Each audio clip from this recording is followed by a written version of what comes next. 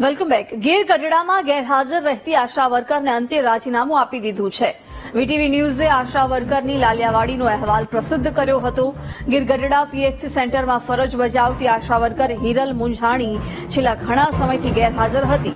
સતત ગેરહાજર હોવા છતાં સરકારી ચોપડે તેની હાજરી બોલાતી હતી.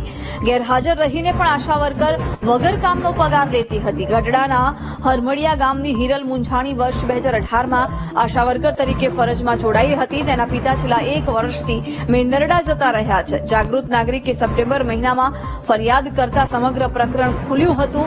જો કે હિરલના ખાતામાં આવતો પગાર કોણ લેતું હતું તે તપાસનો વિષય છે.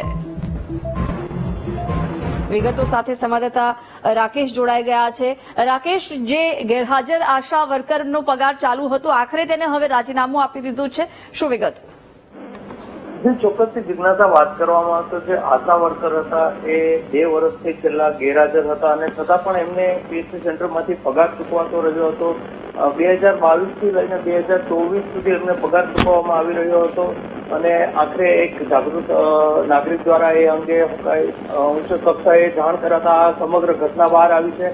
હાલ તપાસનો ધમધમાટ ચાલુ છે. અહીં જિલ્લા આરોગ્ય ના ઉચ્ચ અધિકારીઓનો કાફલો હાલ હરમડિયા મુકામે છે અને એ તપાસ આદરી છે. જી, અને હાલ જે આશા વર્કર છે એ છેલ્લા 2 વર્ષથી નવસારી મુકામે સાસરે હોય એવું પણ બહાર આવ્યું છે.